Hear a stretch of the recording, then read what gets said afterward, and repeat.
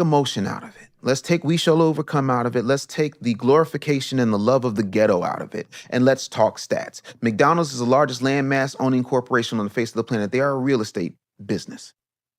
McDonald's will tell you where to build. If you think I'm lying, go watch The Founder, phenomenal movie. Shout out to Michael Keaton. Did he get an Oscar for that? He should have. I digress. They will not build a McDonald's in a place that is not a guaranteed profit center. Neither will Dunkin' Donuts, neither will Krispy Kreme, neither will Chick-fil-A. So why are all those things in the hood if there's no money there? Oh, could it be that there's no money because we don't value each other, or we don't see value in each other the same way we see value in the white man, the Asian man, the Arab man, and the non-foundational Black American? Maybe that's it. And the reason they call it a hood, it's not short for neighborhood, it's the fact that they're just pulling the hood over your eyes. And you're not seeing that if we had us, we would not need them. And that's what we need to practice. And everybody says group economics, but before you get to the economics part, you have to have a group mentality. The only time we have a group mentality is in the comment section. That's it. Ego. Hearing that word, brother, instantly I thought about Dame Dash. Sure. His Breakfast Club interview, I'll probably say play like the first 24 minutes. After that, I could take it no more. Right. Seeing his ego, right, in real time, and Right. you know, thinking about as a kid, like seeing him with Hove, Rockefeller, killing that, and it's like you could be from that, and now seeing Hove, how well he's doing, Biggs, how well he's doing. Everybody else that was in that unit is doing great. They're still together, except for him. How detrimental can it be, especially for young Black entrepreneurs, to not check our egos? Because then you could turn into that older person that's still acting like how you were in your 20s. It's such a loaded thing for me, right? I think that everyone should have a healthy sense of self. I think self-esteem, especially in Black men, has been under attack, as is masculinity. Having said that, I think that Dame Dash is a victim of two things. The first thing is his own hubris. But the second and most overlooked thing is the fact that he's dangerous to the matrix. Dame was like, we don't need their money. We've got the partnership. We don't need this.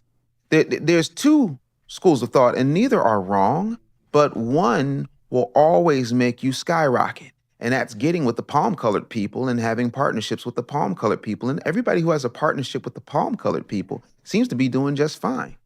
While Dame, even though he won't make the money because he's staying true to himself and he's putting his own money up, and I do agree, you can't call yourself a boss unless you're willing to put up your own money. Everything I've done has been funded from my own money. There's no loan paperwork you're going to find on me other than my student loans, which were paid. So there's a certain level of autonomy that you have to have, but with that comes a price. And again, I'm not against collaboration. I collaborate with palm-colored people all the time, but not ownership in my business. Collaboration, vendors, joint venture partnerships, that's a little bit different. I think Dame has pissed off all the right people in the wrong way. And they don't like the fact that he preached a lot of things that people still don't understand. He's right. You can't give your job to your child. You need to have your own. Look at all the things that he's touched and he's done. You can't take that away from him. And I think that he sometimes runs the same danger that a Dr. And again, this is not me slandering Dr. Umar, but sometimes it becomes about the clips and the sensationalism, and you become a meme as opposed to becoming someone that should be a thought leader, an elder figure, right?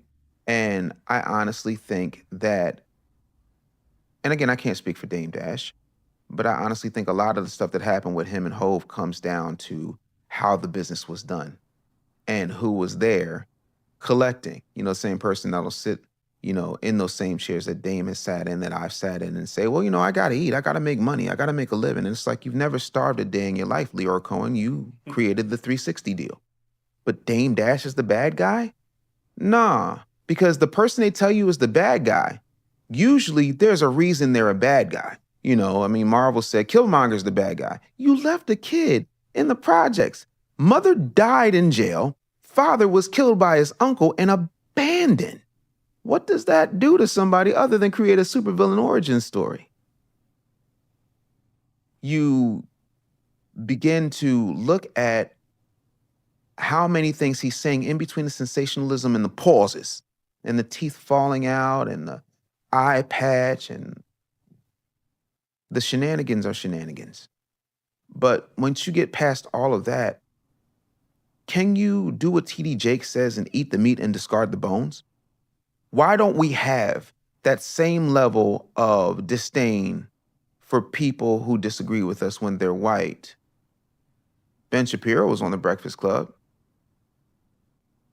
And this is not me kicking in the back of the Breakfast Club, let me be clear. But if you were to compare and contrast those interviews, they allowed him uninterrupted to flow, even though they disagreed with him, which means everybody in that room, and again, wonderful people in that room, some I've known 20, 30 years, that they can disagree without disrespect, without diminishing, and without trying to fact check every single little thing. But somehow it's a microcosm for how Black people act when one of us becomes successful in a way that they don't think is possible. They got to question it.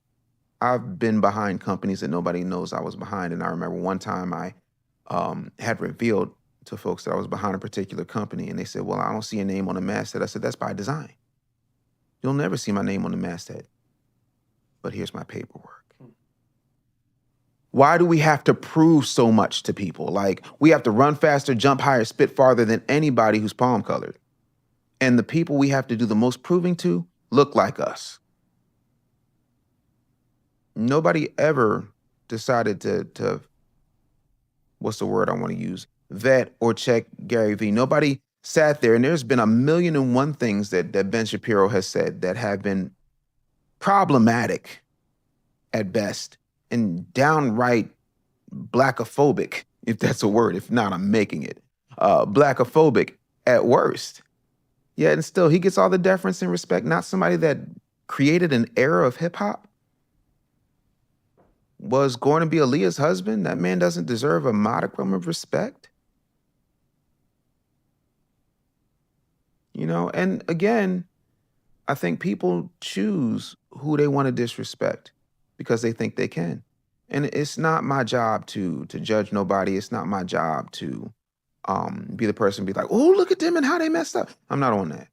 What I am saying is I think that people need to do what George W. Bush said in his last interview, which was this. Lady says to him, Hurricane Katrina happened on your watch. Kanye says you don't care about Black people. 9/11 happened on your watch. How do you think your presidency is going to be viewed in retrospect?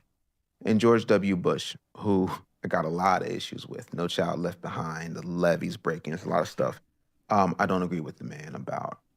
But he leaned back, cocked his head. He said, you know, history is going to be kinder to me than you're being right now. To that point, I ask you, would you rather have George W. Bush or Donald Trump? There's a lot of people say we take Bush over Trump any day. But what did they do? The same play they ran on Bush, they running on Trump. It's the same thing. When the guy is not the guy that you want it to be, it's okay. Because Joe Biden's racism is completely okay. This is a man that eulogized Robert Byrd, who was an exalted Cyclops in the Ku Klux Klan. This is a man who counted Strom Thurmond as a mentor. This is a man that rubbed elbows with the Clintons. Bill Clinton's wife, Hillary Rodham Clinton, said that she was a Goldwater girl. We all know his complicated history. And we also know that she said Margaret Sanger, a woman who is the mother of eugenics, was her idol. It's the same woman who said we want to bring them to heel. See, we only like the racism when it's a Republican. We don't like the racism when it's Democrat. Then we get excited because she says she's got hot sauce. We get excited because he listens to Despacito or he has a sit down with Vanity Fair with Cardi B. Yeah, nah. We only get mad at certain Black people when they're married to white people as long as they're not your forever vice president. So let me get this straight. The same mouth that condemned Byron Donalds for being married to a white person is the same mouth that uplifts Kamala Harris for being married to a white man, uplifts Ketanji Brown Jackson for being married to a white man. So they're not sellouts because they're Democrats, but these folks are sellouts because they're Republican. And again, this is not me being pro-Republican, but somebody got called balls and strikes. We already know what's wrong with the Republican Party. They're out of touch. They have a lot of lame conservative Negroes that, and there's a couple that Mikhail Montgomery, Ace Smarts, Topher's dope. Like I can run that Van Hall. Like, and if you don't know these folks, please look them up. They have a lot of folks who are on the come up, but they're not the mainstream folks. The mainstream conservative Negro ain't really popping. You understand what I mean? Like they're just spewing out talking points in black skin as opposed to saying, hey, the truth of the matter is most black people are conservative. Most black people don't want their daughter out here, having 2 and 3 baby daddies before she's 17. Most black people don't want nobody to tell them that they can't have no guns. Most black people don't want nobody telling them how to raise their kids. All of these things are conservative values. What's not conservative is identifying as 3,963 different genders. Or, like if I were to, and again, not dissing that community, but just from a way we look at things. If I were to tell you right now that I identify as a Mighty Morphin Power Ranger, the Red Ranger at that, y'all would have somebody commit me or at least call Jan Levan Zant to fix my life.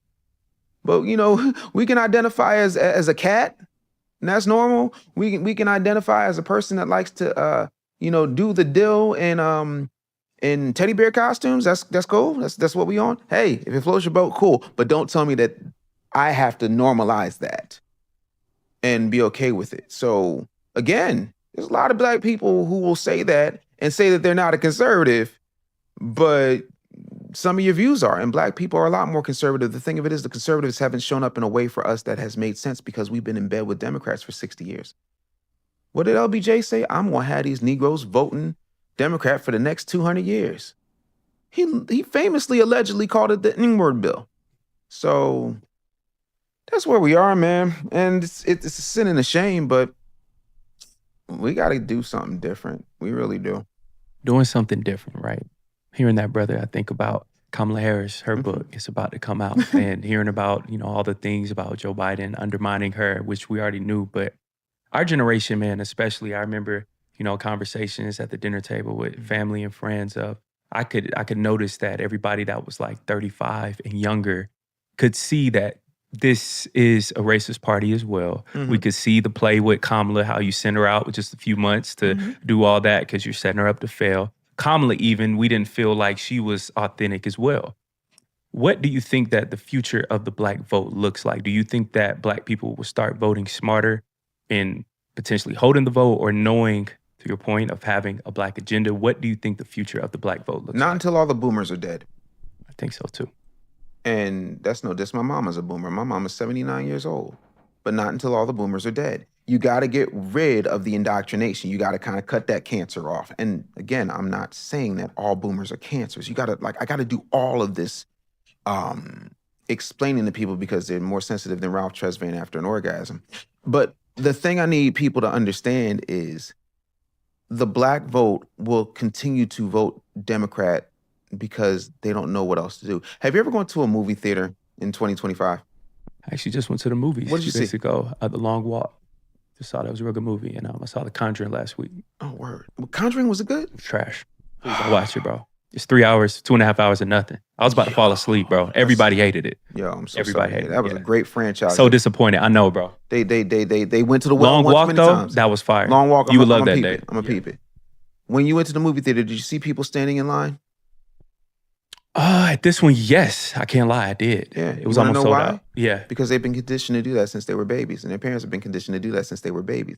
Bro, I got like 4 or 5 different movie apps on my phone. I can just buy the ticket, walk right in. I walk right in. I get every once in a while I will get some mozzarella sticks. Like, yeah, I know I'm a health nut, but calm down. You still human. Yo, bro. Yeah. Like as soon as I leave here, ranch wings.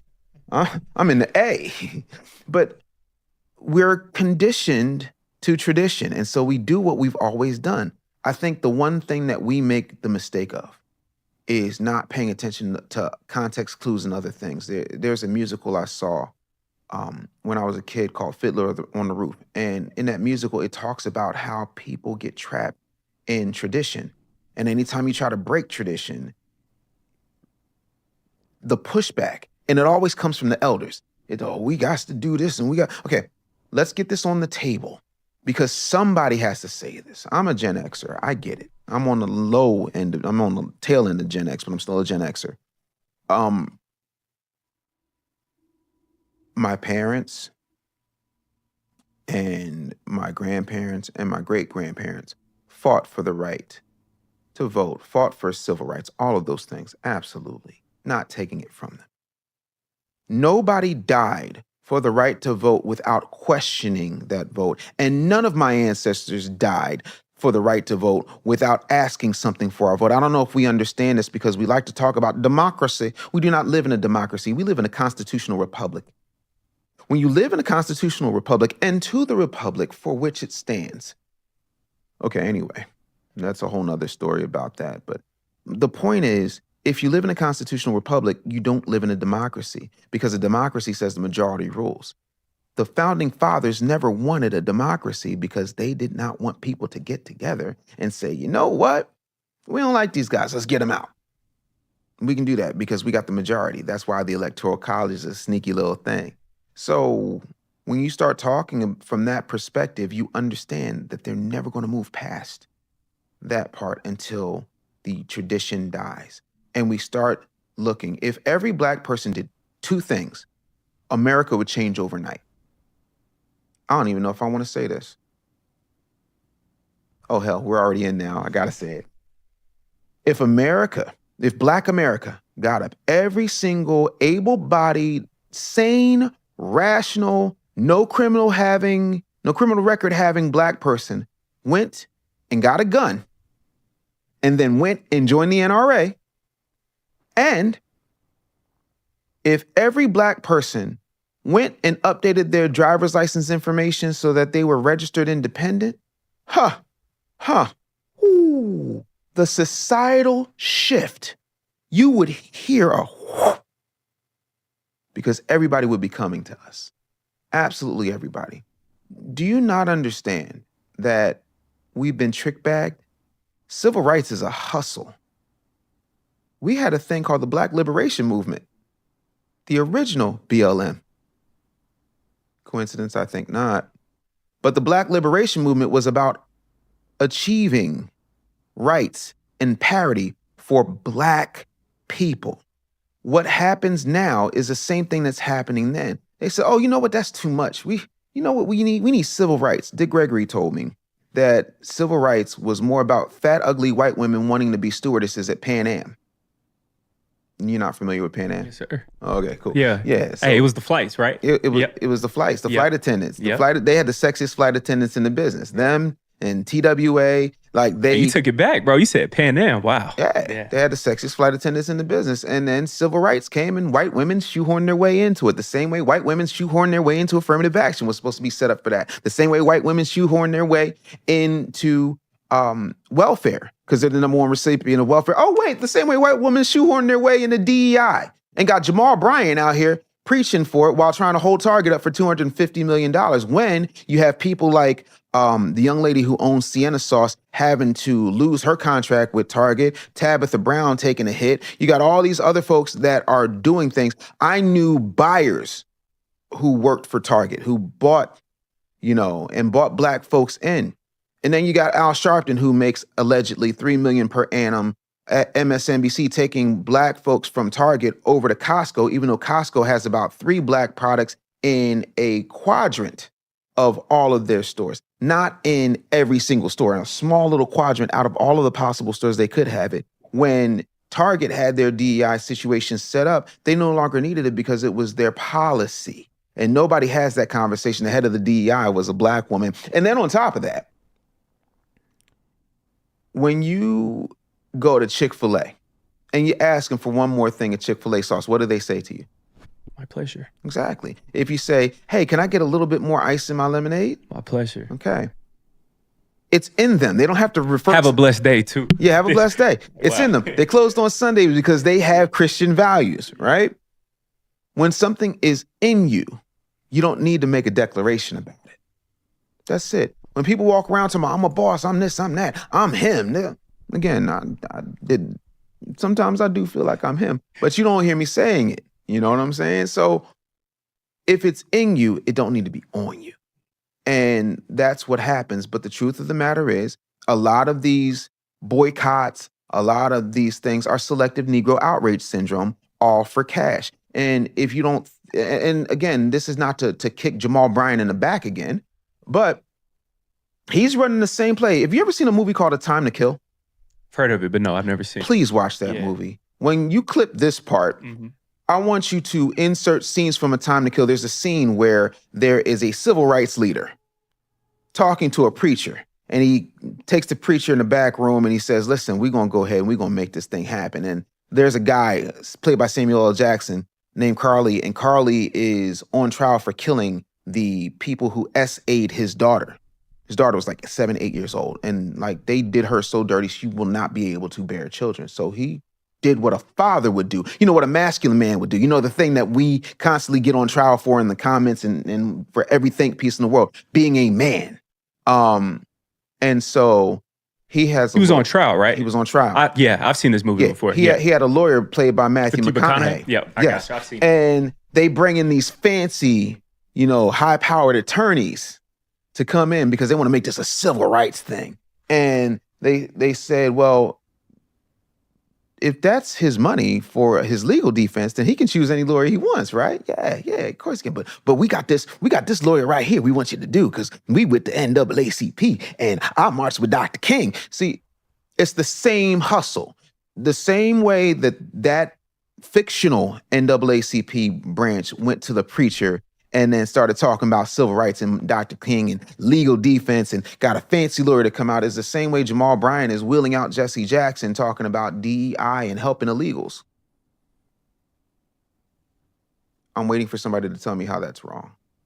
I'm just, again, if I'm wrong, I'll apologize, but did he not wheel out Jesse Jackson? Have you not seen Jesse Jackson hanging there, slunched over, civil rights icon, whether I agree with some of the things he did or not? He's still an icon that needs to be respected. I almost lost my job over Jesse Jackson one time because he stood on business in 2001. Said, we got to get Strom Thurmond out. And my white bosses in North Carolina had a fit. Like, that's the Jesse Jackson I'm with. You know what I mean? But you're using him.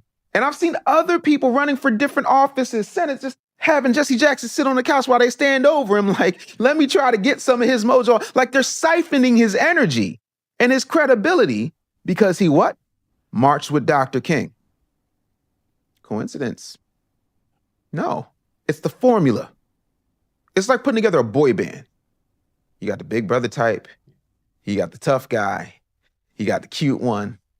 You got the sweet one. It's a starter pack. It's a starter pack. Like, come on, man. Don't play with me. Yes, sir, brother. Dave, man, you killed this conversation. Probably got like 3 more questions for you, bro.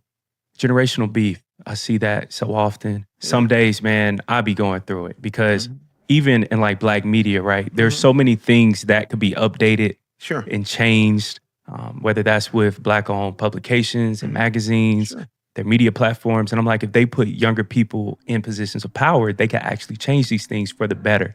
But then to your point, older people, they also have knowledge, previous experiences, all of those things. To your point from earlier, do you think that this older generation should, I don't want to say move around because that could be somewhat disrespectful, but allow room for us to also come in and add our new ideas as well? Is this thing still on? Of course. Okay, good. Older people need to move around because how does a society continue? Exactly. Yeah. Right? There are things you and Sid do. Like when I invested in you guys early on, I didn't do it. I didn't ask for a return. I didn't ask for a piece of your business, did I? Did I stop paying you for editing or anything like that? Never shortchange y'all on money? I didn't do it because I wanted to buy in. I did it because there's going to come a time, and it's coming soon, where I'm going to be old, and I might need a Caleb and a Sid. You understand? Whitney Houston said, I believe the children are our future. Teach them well and let them lead the way. See, when you take away all the pomp and the circumstance, you understand what it is. You know, give them a sense of pride to make it easier. Let their laughter remind us how we used to be. Everybody's searching for a hero. People need someone to look up to. We got to get back to mentorship. Having said that, Proverbs 4:7 says, in all thy getting, get an understanding. young people need to understand that we're not going to see it the same way. You've seen the first iPhone. Did you see that iPhone 17 reveal? Other than the name, what they got in common? It's the same thing, bro. It's trash. It's, you know what? Yeah. But the computing power on an iPhone 17 compared to that first model, come on, man, stop playing with me. You guys are the new model. Like, watch Men in Black 2. When Will Smith's character goes and gets Tommy Lee Jones' character out of the post office, and he gets his mind back, he was like, no, I remember this part. I drive. He said, no. You drive the old and busted. This is the new hotness, right? Old and busted, new hotness. New hotness. We got to be okay with being old and busted. And the new hotness needs to recognize that there's certain things that experience can teach you, that all the technology, all of the know-how, all of the young, hungry energy you have can't learn. There's an African proverb that says, anytime an elder dies, it's like a library burning down. Amen. Yeah. I never looked up and realized I got a child your age, Caleb. I got a child your age. That's crazy to think about, huh? Like, when I think about it, I don't look at you the same way I look at my kid because I'm too close to my kid. But you're in the same generation. You may have her by about maybe 18 months. It's the same thing. Same experiences. You're scratching 30. Yep. One of the best things I ever did was when my daughter was 16 years old. I said, listen, other than going to the bathroom, we ain't leaving this room. I will order you whatever food you want. Show me the Snapchat thing. And she showed me everything about Snapchat, and I wrote a book off of that because I wanted to understand. We have to realize that you're never too old to learn, and you have to realize that you're never too young to teach. And we also have to understand that if we're teaching each other and we're learning from each other,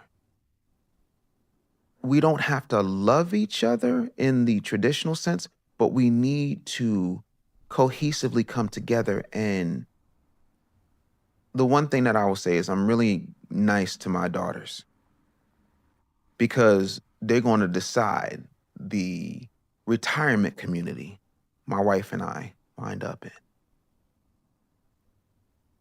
Even with that, the hardest thing as a parent to do, a parent of an adult, is to watch them learn lessons that you had to learn the hard way. You understand what I'm saying to you?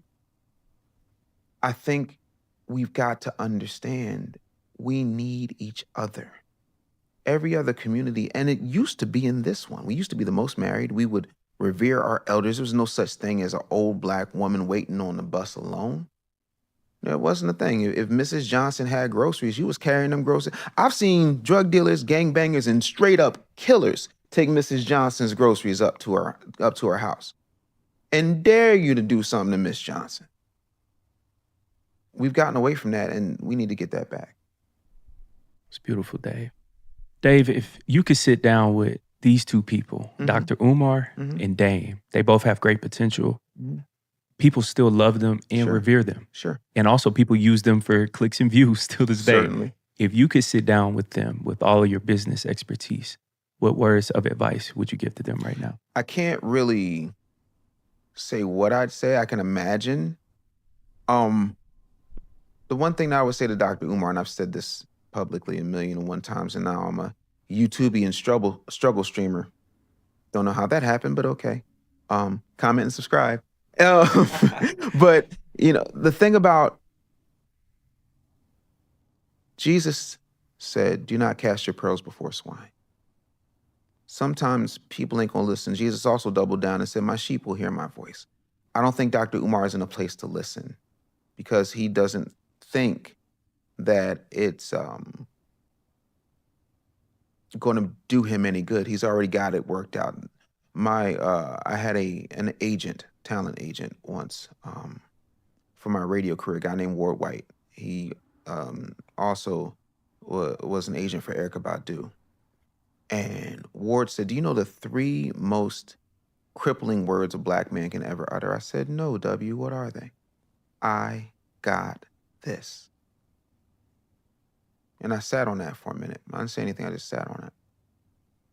And I said, I think I know what you mean, but why do you say that? And he said, because if you think you got it, then there's no room for anybody to help you or show you a different way.